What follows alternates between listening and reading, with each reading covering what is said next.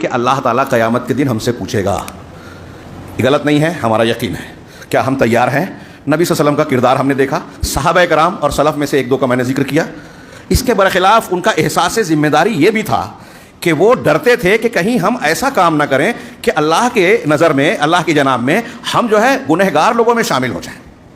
ہاں, ایک مسلم معاشرہ, سماج, اہل علم نے بیان کیا, اس مسلم معاشرے میں ہر کوئی ذمہ دار ہے اور ایک دوسرے سے جڑے ہوئے ہیں. آپ اپنا گھر دیکھیں تو جانور کی طرح زندگی گزار رہے ہیں کہ ایک بکری بکرا, مینڈا مینڈی, ہاں کوئی دوسرا جانور جنگل کا اپنا کھا رہا ہے, شکار کر رہا ہے اور مست رہ رہا ہے, زیادہ سے زیادہ بچے کو دیکھ لیا بس. یہ مسلمان کی زندگی نہیں ہے. مسلم معاشرے میں ہر شخص ذمہ دار ہے. کچھ چیزیں تو اس کی اپنی ہے کہ مجھے کرنا ہے نماز روزہ, اور کچھ چیزیں, بلکہ بہت ساری چیزیں ایسی ہیں کہ سماج اور معاشرے کے ساتھ مشترک طور پر کرنی. اگر ہم نے یہ ادا نہیں کیا تو قیامت کے دن اللہ پوچھے گا. اور ایسا نہ کرنے پر آج پورا معاشرہ جو ہے بے راہ روی کا اور انحراف کا شکار ہے. عقیدے میں, عبادات میں, حلال حرام میں, تہوار میں, لین دین میں, معاملات اور اخلاق میں, ہر جگہ ہمارے یہاں مسائل ہی مسائل ہیں. اگر ہم میں کا ہر شخص اپنی اپنی ذمہ داری سمجھ کر اسے ادا کرنے لگے کہ مجھے اللہ کے پاس جواب دہ ہونا ہے, تو ہمارے گھر سے لے کر سماج اور معاشرے اور دنیا کے مختلف معاملات تک, سطحوں تک بہت سے مسائل حل ہو جائیں گے. ہاں, یہ جو مسائل پیدا ہوتے ہیں, مسجد میں فلاں چیز کی ضرورت ہے, بورنگ پانی کی, میں نے سنا پانی کی قلت ہے.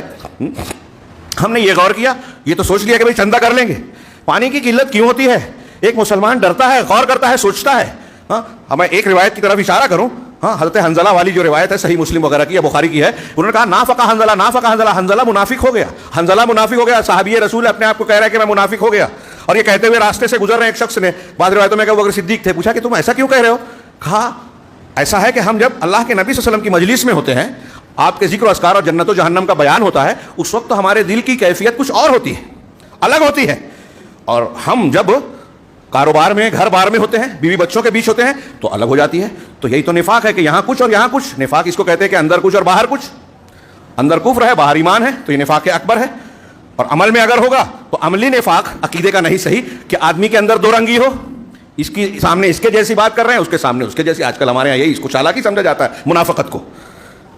تو حضرت حنزلہ نے کہا کہ ہماری یہ حالت ہوتی ہے. تو کہا یہ تو ہماری بھی کیفیت ہے. وہ اگر صدیق نے کہا چلو اللہ کے رسول کے پاس گئے, سلام کیا اور واجب بات بتائی کہ ایسا ایسا ہوتا ہے اللہ کے رسول, تو ہمارے اندر تو نفاق ہے. تو اللہ کے رسول نے کہا کہ نہیں, یہ نفاق نہیں ہے. ہاں, اگر تم میری مجلس میں اور ذکر و اذکار کے وقت, جنت اور جہنم کے بیان کے وقت تمہاری جو کیفیت ہوتی ہے, اگر تم ہر وقت ویسے ہی رہنے لگو تو فرشتے در راستوں میں اور بستروں پر تم سے مصافحہ کریں گے.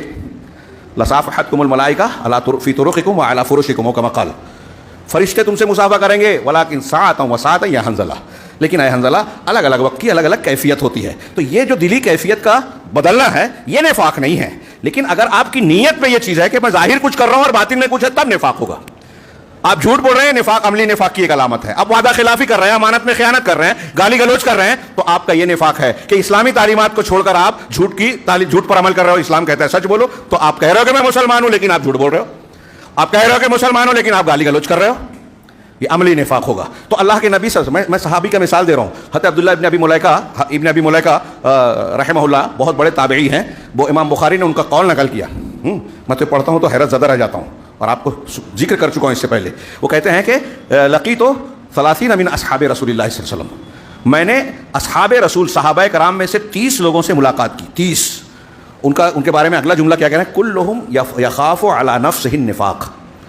ہر صحابی اپنے نفس پر نفاق کا ڈر رکھتا تھا کہ کہیں میں نفاق میں مبتلا تو نہیں ہو گیا, کہیں میں منافقین میں تو نہیں چلا گیا. عمر فاروق بھی حضرت حذیفہ سے پوچھتے تھے کہ کہیں میرا نام بھی تو منافقین میں سے نہیں ہے.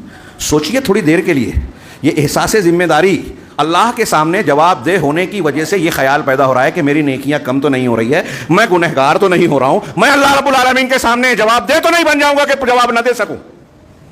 ہاں, آج مسلم معاشرے کا ہمارا اور آپ کا حال کیا ہے؟ کیا ہم اس احساس ذمہ داری کو اپنے اندر محسوس کرتے ہیں؟ بیوی کا حق, بچوں کا حق, اللہ کا حق, رسول کا حق, مسجد کا حق. ہاں.